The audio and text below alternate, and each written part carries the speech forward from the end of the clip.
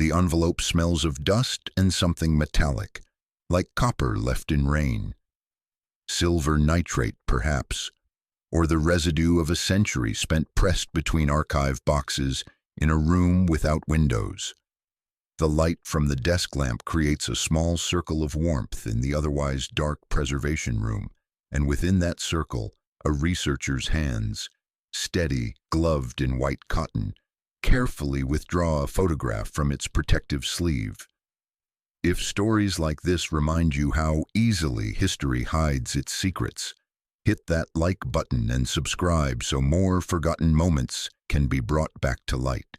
Tell me in the comments where you're listening from and whether you think we'll ever know the full truth behind what really happened. Enjoy the story. The date written in faded ink across the back reads, Greaves Estate, 1892. The image itself is sepia-toned, the color of weak tea or old honey. It shows a playground on what must have been a summer afternoon. The sun hangs somewhere beyond the frame, casting long golden light across a scene of ordinary childhood joy. Swings blur with motion. A slide catches the brightness. Children are scattered throughout, most of them ghosted by movement, their forms smeared across the exposure time like watercolor left in the rain. But one boy stands perfectly still. He is perhaps 6 years old, wearing a white cotton shirt with the sleeves rolled to his elbows and dark trousers held up by suspenders. His hair is parted neatly to one side. His face is turned toward the camera and he is smiling. Not the forced smile of a child told to stand still, but something gentler, something that suggests he was genuinely happy in that moment, captured forever in the fraction of a second when the shutter opened and closed. The researcher adjusts the lamp. Dust motes drift through the beam like snow falling upward. For a moment, the photograph feels impossibly tender, the kind of image that makes you remember what sunlight felt like when you were young, when an afternoon could stretch into forever, when the world was nothing but the swing beneath you and the sky above and the sound of your own laughter echoing off the clouds. But something in the photograph was wrong. The researcher noticed it first as an instinct, the way you might sense someone watching you before you see them, a feeling that the image contained more than it showed. So the photograph was carefully placed on the scanner, the lid closed, and the machine hummed to life with a sound like distant bees. The digital file loaded slowly, pixel by pixel, line by line. And there, in the enhanced resolution, with the brightness adjusted and the contrast sharpened, the shadow became visible. The boy's shadow. It stretched behind him across the dusty playground ground, cast by that same summer sun that warmed everything in the frame. But the shadow did not match the boy. Where the child's shoulders were narrow and sloped with youth, the shadows were broad. Where his head was round and small, the shadows was larger, almost elongated, and rising from the top of the shadow's head, faint but unmistakable when the brightness was pushed to its limit, were two curved protrusions, horns. The researcher's reflection appeared in the computer screen, ghosted over the boy's smile. The hum of the scanner faded into silence. Outside, beyond the preservation room, the archive building settled into its evening stillness. Somewhere, a radiator ticked. Somewhere, a door closed. The boy continued smiling from 1892, frozen in that moment of happiness, and his shadow continued to wait, patient and wrong, cast by a sun that had set over a century ago. The researcher reached for the back of the photograph and found a name written in faint iron gall ink, the letters spider-thin and deliberate, Thomas Greaves. For over a century, no one noticed the shadow. The town of Ashbrook-on-Trent was small, even by the standards of 1892, a place where everyone knew everyone, where the cobblestones still held the ruts of the same cartwheels that had worn them 30 years prior, where gaslight flickered in windows at dusk and the church bell marked time with the same rhythm it had followed since the reign of the old Queen's father. Thomas Greaves was born there in the spring of 1886, the sixth year of a decade that would end with the old century dying slowly, reluctantly, like a candle burning down to nothing in a drafty room. Records of his early life exist in fragments: a baptism certificate from St. Margaret's Church, the ink brown with age, a school enrollment form listing his birth date as April 3rd, a brief mention in the parish registry when his younger sister died of scarlet fever at age 2, the entry noting that Thomas attended the funeral and wept. His school report from 1891 described him as bright, though withdrawn, a boy who preferred his own company to that of others. His handwriting samples show careful letters, each one formed with the deliberate patience of a child trying to please. His arithmetic was excellent. His recitations were adequate. His teacher, Miss Edith Holloway, wrote in the margin of one report, "He seems always to be listening to something the rest of us cannot hear." In his mother's household ledger, Thomas appears in the weekly purchases: milk, flour, penny sweets for the boy, a new shirt in June, shoe repair in September. The small, steady accumulation of a childhood lived in modest comfort, each line of spending a tiny proof of care and attention. But other mentions were stranger. A neighbor, Mrs. Dorothy Finch, wrote in her diary on the 15th of July, 1892, "Saw the Greaves boy at the park today, playing alone near the swings. He was speaking to the air as if someone stood beside him. When I called to him, he turned and smiled, but did not answer. I felt cold despite the heat." Another entry, dated August 2nd, "The birds do not land near him. I have watched this now for weeks. They circle the park, dozens of them, but where he plays, they do not go." The schoolmaster, Mr. Harold Pemberton, kept samples of student artwork from that summer. Among them, a crude pencil drawing by Thomas Greaves. It showed two figures, one small, one large. The small figure was clearly a child, drawn with the simple round head and stick limbs of a 6-year-old's self-portrait. The large figure beside it had horns. Beneath the image, in careful letters, Thomas had written, "My friend." The drawing was filed away with the others, unremarked upon. Children drew strange things. It meant nothing. It was only later, after everything, that someone found it again and felt their hands begin to shake.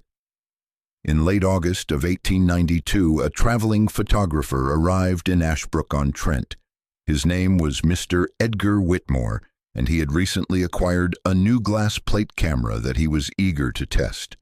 He set up his equipment in the park on the afternoon of August 24th, hoping to capture scenes of local life for a portfolio he intended to present to a London studio. The day was bright and warm. Families gathered for the end of summer sun. Children played on the swings and slide, while their parents sat on benches, fanning themselves with newspapers. Mr. Whitmore approached Thomas Greaves, who stood alone near the edge of the playground, watching the other children with an expression that might have been longing or might have been something else entirely. The photographer later wrote in his journal, "I asked the boy to smile for the camera. He looked at me with the strangest expression, as if I had asked him to do something dangerous. But then he did smile, and it was a beautiful smile, full of light. I triggered the shutter, and the exposure lasted perhaps 2 seconds. In that time, the boy did not move. But I swear, and I will swear this until my death, that his shadow moved before he did." The photograph was developed that evening in Mr. Whitmore's makeshift darkroom at the inn where he was staying. When it emerged from the chemical bath, he held it up to the lamplight and studied it carefully. He saw nothing unusual. He packed it with the others and left Ashbrook-on-Trent the following morning, never to return. The playground still exists, though barely, hidden behind a row of modern terraced houses, overgrown with bindweed and nettle. It occupies a small rectangle of forgotten land that the town planners have never quite known what to do with. The swings are long gone, their chains rusted away to nothing decades ago. The slide was removed for safety reasons in 1973. What remains is mostly grass and the faint depression in the earth where children's feet once wore away the soil. The researcher visits on a gray morning in October 2025. The air smells of rain and rotting leaves. A plastic bag caught in a tree snaps and flutters in the wind like something trying to escape. Standing where the slide once stood, where Thomas Greaves once smiled at a camera while the sun poured down on him like honey, the researcher consults the old photograph, trying to match the angles. The fence in the background is gone. The trees are taller. The world has moved on, as worlds do, paving over memory with the steady accumulation of forgetting. But the ground remembers. Documents from the Ashbrook Municipal Archive reveal that the playground was built in 1887 over the site of something older. Before it was a playground, it was a chapel yard belonging to a small Methodist congregation that disbanded in 1871. Before that, briefly, it was a pauper's field, a place where the unnamed and unmourned were buried without ceremony or marker. A petition from 1868, signed by local residents, demanded that the burials be moved before development could proceed. The response from the town council confirmed that the remains had been transferred to sanctified ground with appropriate Christian rites. But a later memo found in a different file told a different story. Due to budgetary constraints and time pressures, the transfers were incomplete. Several graves, particularly those in the northeastern corner, were left undisturbed. The playground was built over them. A local superstition warned children not to stay past dusk. The ground remembers, the old women would say, shaking their heads. When the sun goes down, the ground remembers. The researcher stands in the center of what was once the playground and listens. There is a sound. Not quite a sound, but a feeling in the air, a vibration, a tension, like a wire pulled tight somewhere just below the range of hearing. It rises from the earth or falls from the sky, or exists in some space between the two, and it makes the researchers' teeth ache and their eyes water. The hum. A review of witness testimonies from 1892 and later mentions it repeatedly. A vibration in the air, a sound like bees that are not there, a pressure behind the eyes. It fades when the researcher steps away from the center of the field. It returns when they step back. The wind turns the rusted remnants of a fence post. A crow lands on a nearby roof, watches for a moment, then flies away. The researcher takes a photograph of the empty field, trying to capture the same angle as Mr. Whitmore did 133 years ago. In the camera screen, the image looks ordinary, just grass and weeds and the gray light of an English autumn. But standing there, in the place where Thomas Greaves once stood, the researcher hears the hum rise again, not in the wind, but beneath it. Thomas Greaves vanished on the evening of September 9th, 1892, 16 days after the photograph was taken. The hour was just past dusk when the light turns purple and the first stars appear, but the world has not yet fully accepted the night. The Ashbrook Gazette reported it on September 12th.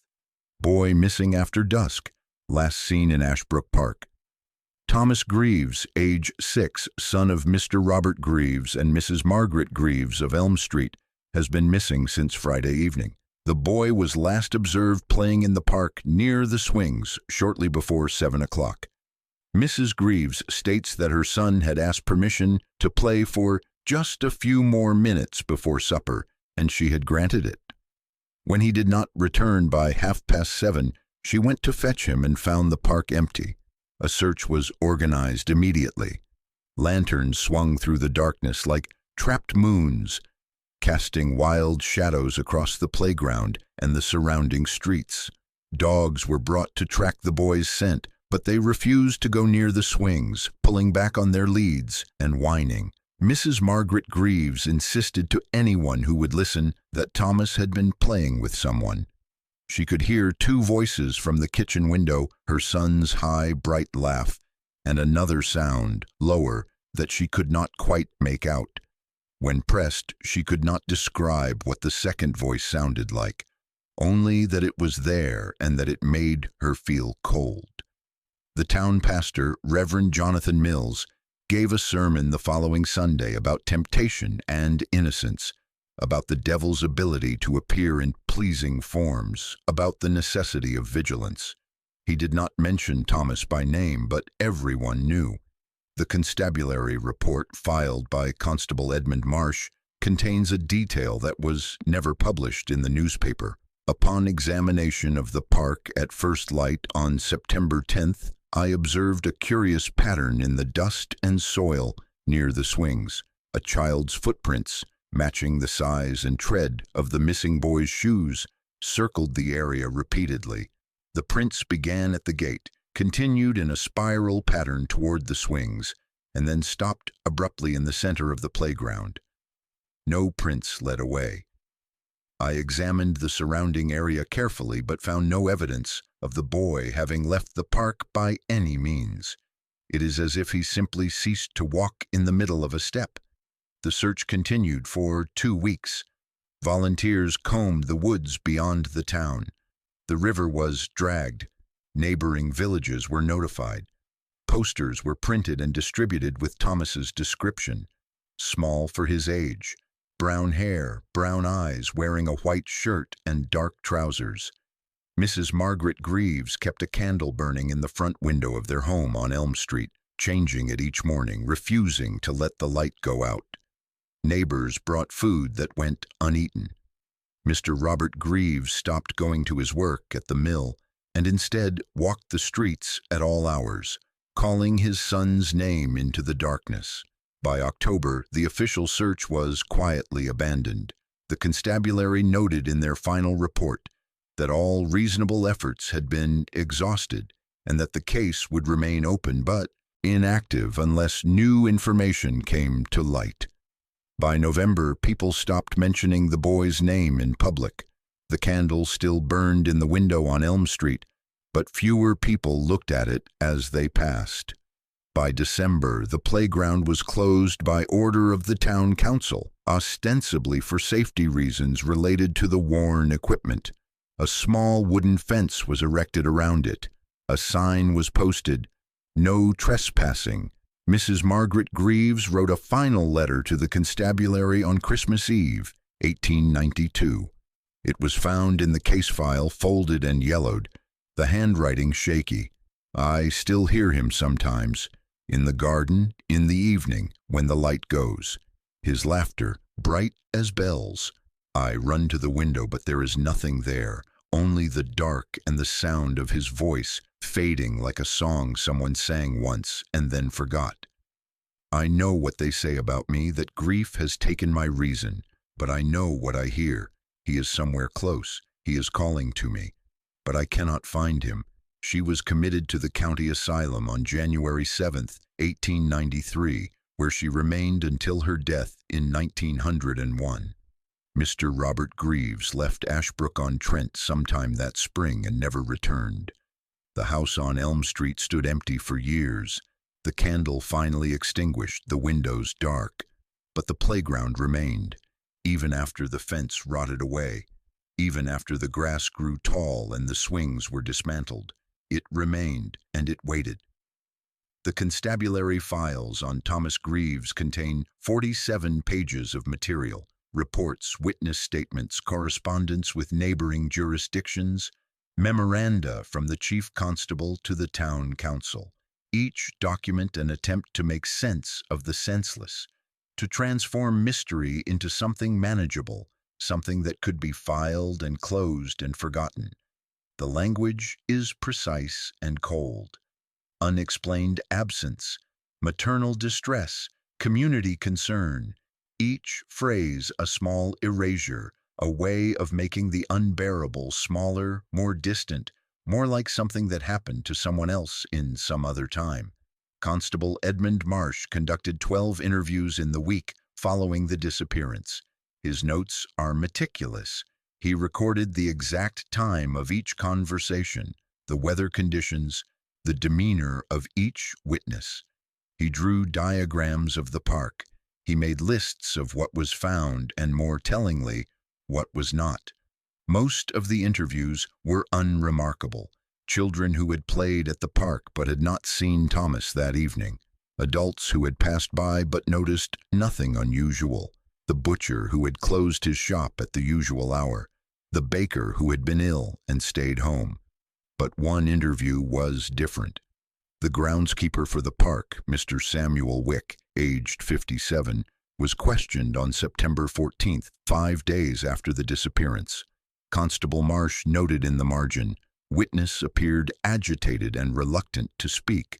Smell of gin on breath. Credibility. Questionable. The transcript reads, Q. Mr. Wick, please describe what you observed on the evening of September 9th. A. I saw nothing. I was at home. Q. The park is visible from your cottage. Did you look out your window at any point that evening? A. Long pause. Perhaps I did. Q. And what did you see? A. No response. Q.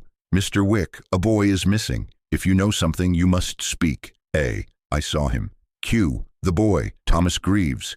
A. Yes, but it was not the night he went missing. It was 3 days after. On the 12th, past midnight, I could not sleep and I looked out and he was there, in the park, standing by the swings. Q. That is impossible. The park was searched thoroughly. A. I know what I saw. He was smiling. He was looking toward the gate, toward the town, as if waiting for someone.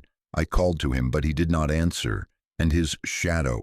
Witness became distressed. Q. His shadow. A. It fell the wrong way. The moon was behind him, to the east. His shadow should have stretched west, but it did not. It stretched toward the moonlight, as if pulled by something I could not see. The interview was terminated shortly after. Constable Marsh noted, witness dismissed due to obvious intoxication and unreliable testimony, information not credible. The statement was filed but not investigated further. Other documents in the case file show the slow dissolution of hope. Mrs. Greaves's repeated letters to the constabulary, increasingly desperate, increasingly incoherent. The psychiatrist's evaluation recommending her committal. The property records showing Mr. Greaves selling the house on Elm Street for a sum well below market value. The final notation from the chief constable, dated April 1893. Case suspended. No further action unless new evidence emerges. The researcher reading these files in the present marks each document with a different colored tab. Yellow for witness statements, blue for official correspondence, red for material related to Mrs. Greaves. Every document tries to make the event smaller, but every silence around it makes it larger. The last item in the file is an envelope marked unfiled material. Inside, a single piece of paper torn from a notebook, the handwriting unfamiliar and unsigned. He is not gone. He is waiting by the swings. I have seen him 3 nights now. He does not answer when I call, but he turns and looks at me, and I feel such cold that my bones ache. Tell his mother to stop looking. Tell her he cannot come home. Tell her he is kept. The note is dated November 23rd, 1892. No one ever did tell her. In the spring of 1910, 18 years after Thomas Greaves vanished, a photographer's apprentice named William Tovey was cleaning the attic of the late Mr. Edgar Whitmore's studio in Bristol. Mr. Whitmore had died that winter of pneumonia, and his effects were being sorted for sale or disposal. The attic was cluttered with decades of accumulation, broken cameras, chemical-stained trays, boxes of correspondence, and hundreds of glass plate negatives stacked in wooden crates. Most were labeled with locations and dates. Some were not. William found the plate in a box marked Miscellaneous, 1892. It was wrapped in cloth and labeled only with a single word in Mr. Whitmore's spidery handwriting: playground. Out of curiosity, or perhaps boredom, William developed the plate in the studio darkroom that afternoon. The image that emerged from the chemical bath was of a park on a summer day, children playing, a boy standing still. But something about the image bothered him. He had seen thousands of photographs in his 3 years as an apprentice. He knew the grammar of light and shadow, the way bodies occupied space, the subtle signs of exposure time and focal length. And this image was wrong in a way he could not immediately articulate. He made a contact print and studied it carefully under the developing lamp. The boy's posture was different than it should have been. His smile was thinner. His hands, which in the original photograph were relaxed at his sides, were clenched into fists. And the shadow was clearer here, sharper, as if it had been cast by something more solid than the boy himself. In the outline of the shadow, barely visible but undeniable once seen, was a face, not the boy's face. Another face turned toward him, watching him from the darkness he cast. William sent the plate and print to the Royal Photographic Society in London, along with a letter asking if they had seen anything like this before. The response came 6 weeks later, brief and dismissive. "Dear Mr. Tovey, the plate you submitted appears to be a double exposure, likely created accidentally during the development process. Such artifacts are common when glass plates are reused, or when darkroom procedures are not carefully followed. The Society appreciates your interest, but does not consider this a matter requiring further investigation." The letter was signed by the secretary, Mr. Arthur Pemberton, with the official seal of the Society pressed into the wax. But one member of the Society, an archivist named Miss Eleanor Frost, had seen the print before it was returned to William. Something about it troubled her in ways she could not fully explain. She made a copy for her personal files and added a note in the margin. The exposure time matches the sun angle based on shadow length and direction. The photograph was taken at approximately 4 o'clock on a summer afternoon. No double shadow possible at this time of day with this light source. Either the negative has been tampered with, which seems unlikely given its age and provenance, or something in the original scene created this effect. I find I cannot stop looking at the boy's face. He seems to be asking for help. The note was dated June 14, 1910. Miss Eleanor Frost died in 1943 during the London bombings. Her personal archive was donated to the British Library and catalogued in 1958. The copy of the photograph was filed under Anomalous Images early 20th century, where it remained until the digitization project of 2018 made it accessible online. The researcher found it by accident, searching for information about Mr. Edgar Whitmore's other work. When they opened the file and saw the image, their breath caught. They downloaded both versions, the original from the Greaves Estate Archive and the second from Miss Frost's collection, and overlaid them using image editing software. The alignment was perfect. Same angle, same perspective, same position. But the details were different. In the first version, Thomas Greaves looked peaceful. In the second, he looked afraid. And in the second version, the shadow's eyes were visible. They were looking directly at the camera. The researcher leaned back in their chair, the glow of the screen casting blue light across their face. The building was silent. It was late. They were alone. From the computer speakers came a sound, faint, almost inaudible, a vibration, a hum, like something resonating at the very edge of perception. The researcher checked the audio settings.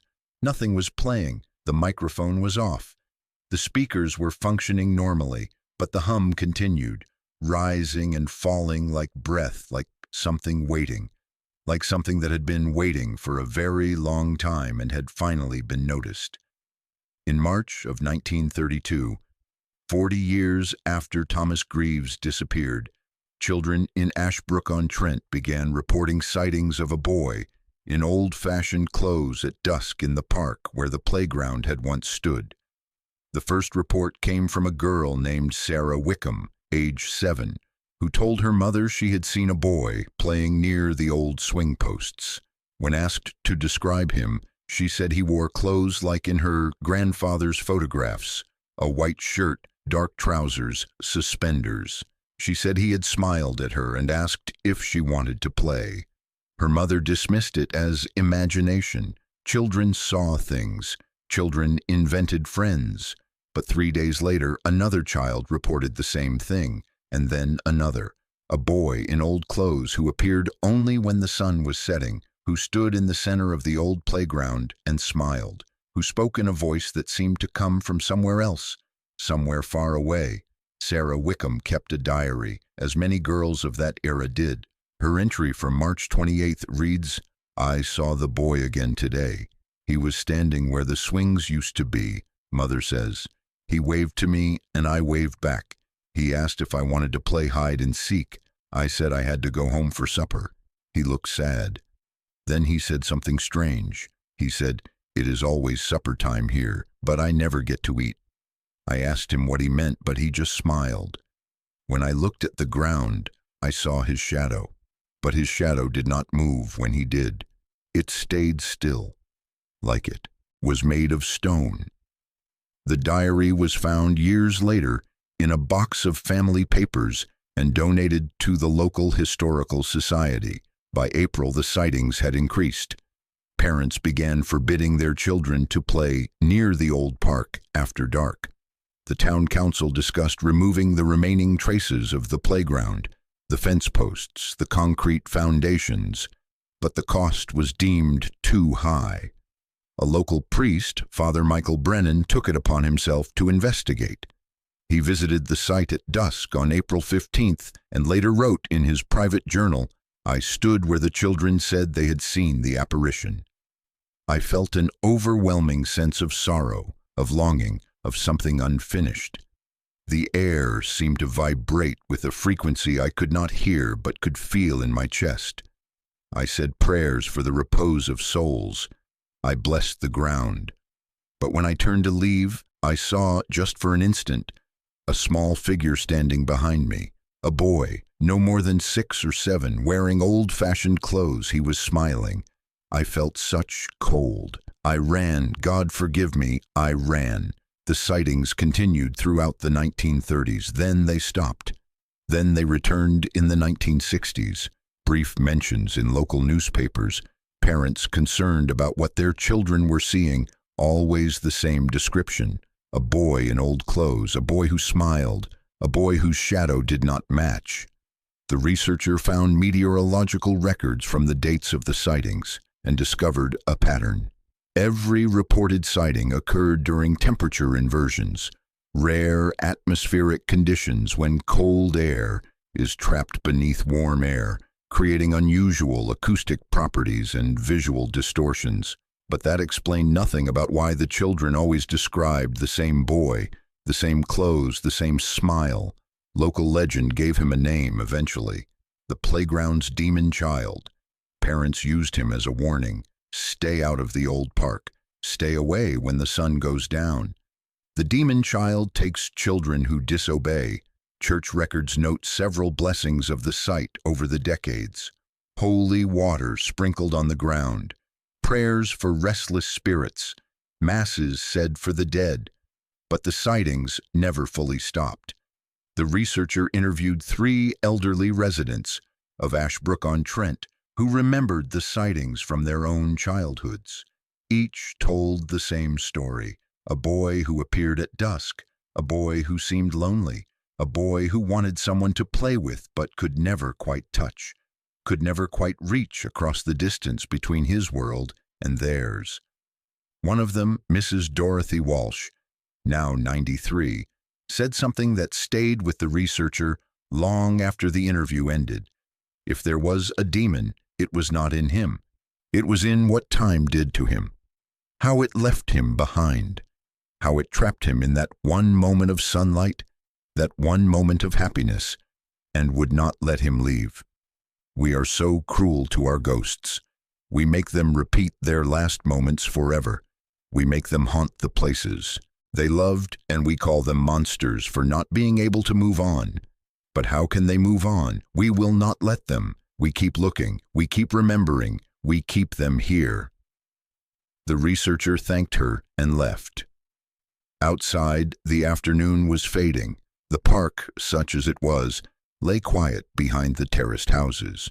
The wind moved through the grass like water, and for just a moment, in the failing light, the researcher thought they saw a small figure standing near the center of the field. But when they looked again, there was nothing. Only shadows. Only the hum, rising faintly from the ground.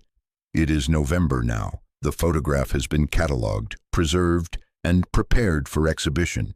It will be displayed in the County Museum as part of a collection titled Forgotten Faces, Victorian Ashbrook-on-Trent. There will be a small placard explaining that this is a photograph of children at play in 1892, that it shows Thomas Greaves, age 6, who disappeared shortly after this image was taken, that it is one of the few surviving photographs of children from this period in the town's history. The placard will not mention the shadow. The researcher sits in their office late in the evening, writing the final notes for the archive file. The room is quiet. The heating system ticks and hums. Rain taps against the window like fingers trying to get in. The glass plate negative has been stored in a climate-controlled vault. The digital scans have been backed up in 3 locations. The chain of custody has been documented. The work is done. But the researcher cannot stop thinking about the boy, about Thomas Greaves, who smiled for a camera on a summer afternoon in 1892 and then vanished into a mystery that swallowed him completely, about his mother, who heard his laughter in the garden long after he was gone, who kept a candle burning in the window until grief took her reason and she was led away to die in an asylum, about his father, who sold their home and left and never spoke his son's name again, about all the children who saw him over the decades, who tried to play with him, who felt the cold when he came near, about the shadow that did not match, the horns that should not be there, the face hidden in darkness, waiting. The researcher reaches for the light switch, ready to leave. The office will be empty over the weekend. The archive building will be locked and silent. The photograph will rest in its vault, unseen, until the exhibition opens in the spring. But before turning off the light, the researcher glances one more time at the computer screen, where the enhanced image of Thomas Greaves still glows. And in that moment, in the reflection of the screen, they see their own face overlaid on the boy's smile, their own shadow cast by the desk lamp behind them, and their shadow, just for an instant, just for the space of a single breath, is too large. The shoulders too broad, the head elongated, something rising from it that should not be there. The researcher turns off the light. The office falls into darkness. They stand there for a long moment, not moving, listening to the rain and the ticking radiator and the hum that seems to come from everywhere and nowhere. That vibration in the air like a wire pulled tight, like something waiting, like something that has always been waiting. Then they leave, locking the door behind them, walking down the empty corridor toward the exit, their footsteps echoing in the silence. The photograph remains. The boy continues smiling. The shadow continues to wait. In the spring, visitors will come to the exhibition. They will look at the photograph for a moment, reading the placard, thinking briefly about the tragedy of a child lost so long ago. Most will move on to the next display. Some will pause, feeling something they cannot name, a cold draft perhaps, or the sense of being watched. A few will notice when the light hits the image at a certain angle, something odd about the shadow. They will lean closer, squinting, trying to see what their eyes are telling them cannot be there. And then they will move on because it is too strange, too impossible, too much like something from a dream. But late at night, when the museum is closed and empty, when the security guards do their rounds with flashlights cutting through the dark, the photograph hangs on its wall in the exhibition room, lit only by the dim emergency exit signs. And if someone were there to see it, if someone were watching carefully in that darkness, they might notice that the boy's smile seems different depending on the angle of the light. Sometimes tender, sometimes sad, sometimes something else entirely. They might notice that the shadow seems to shift, just slightly, as if breathing. They might hear, faint and far away, the sound of a child laughing. But no one is there to see it. No one is there to hear it. The photograph hangs in the dark, and it waits, and it remembers. It remembers the feel of summer sun on dusty ground. It remembers the sound of other children playing, their voices bright as bells. It remembers a mother's love and a father's grief and the long, slow accumulation of years that turned memory into legend, legend into ghost story into something dismissed and forgotten.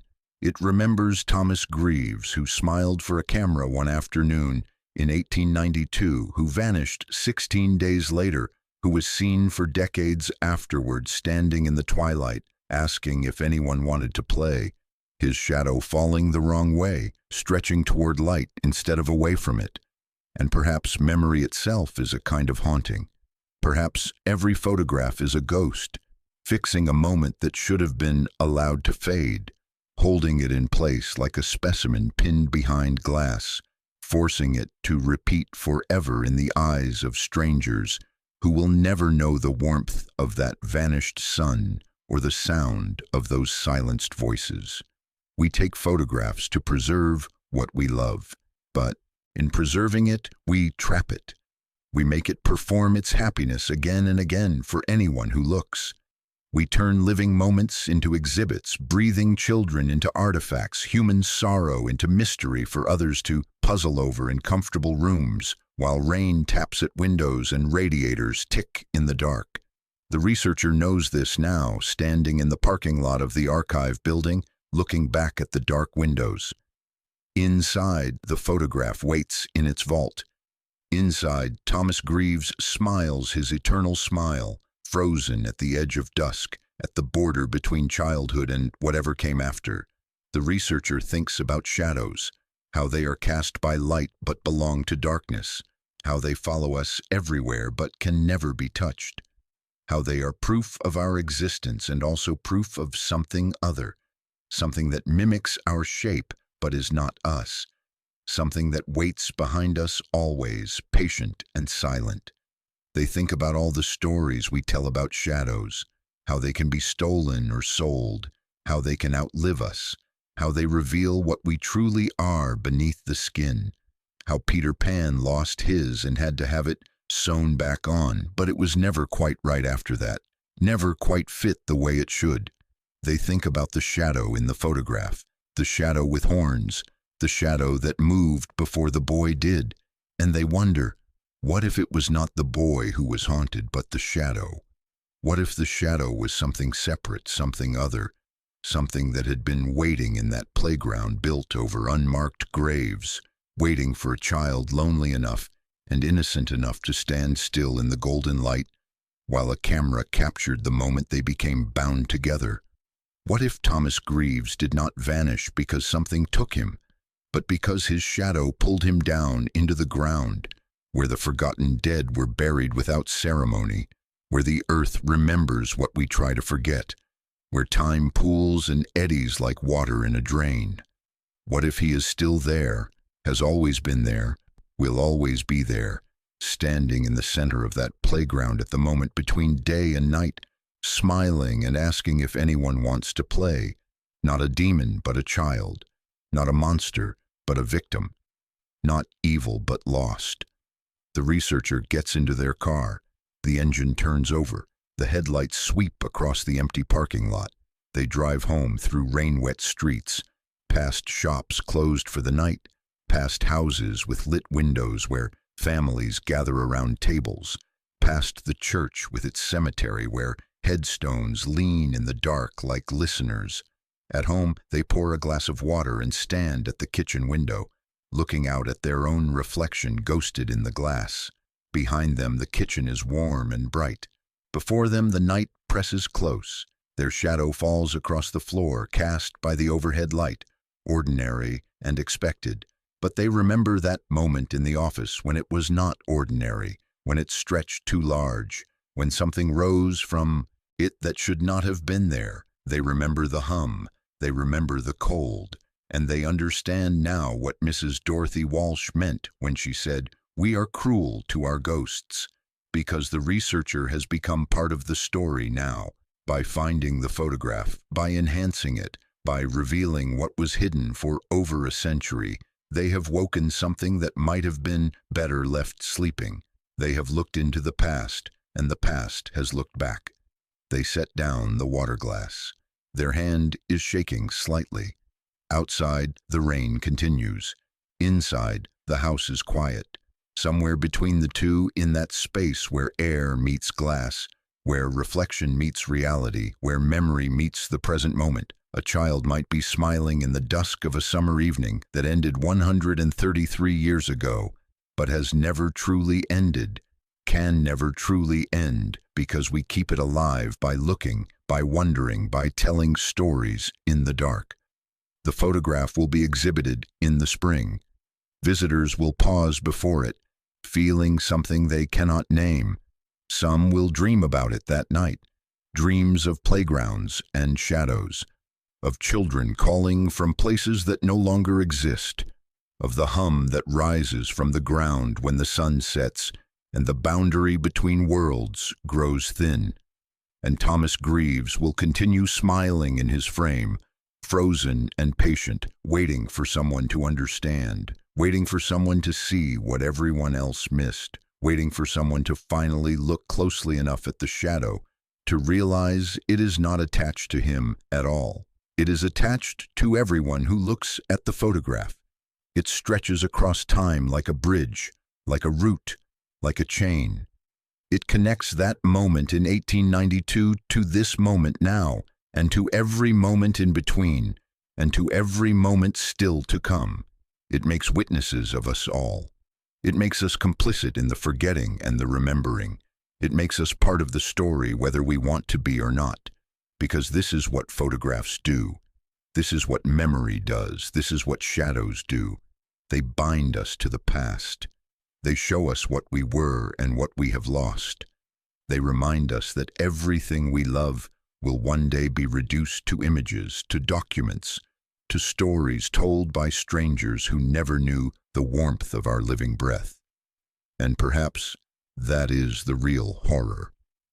Not that Thomas Greaves vanished, or that his shadow was wrong, or that something with horns waited in the playground where the dead were buried.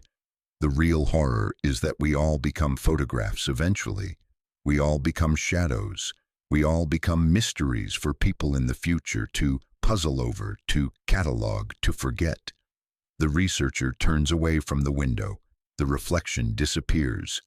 The night remains. Tomorrow they will return to the archive. They will continue their work. They will find other photographs, other documents, other forgotten lives to bring briefly back into the light before they fade again into the darkness of history. But they will always remember Thomas Greaves. They will always remember his smile.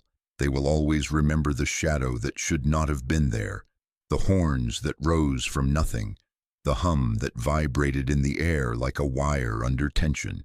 And sometimes, late at night, when the house is quiet and sleep will not come, they will stand at the window again and look at their reflection in the glass. They will study their shadow. They will listen for the hum. And they will wonder, as all of us must wonder when we confront the mysteries that time leaves behind. What if the photograph was not showing us something that happened in the past, but something that is still happening, that will always be happening, that we carry with us in the shadows we cast and the memories we cannot shed?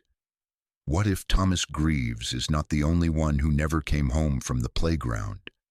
What if we are all standing there still in the golden light of some lost afternoon, smiling for a camera while our shadows stretch behind us in shapes that are not quite our own, waiting for dusk to fall, waiting for the ground to remember, waiting for someone to finally notice what has always been there, patient and wrong and eternal.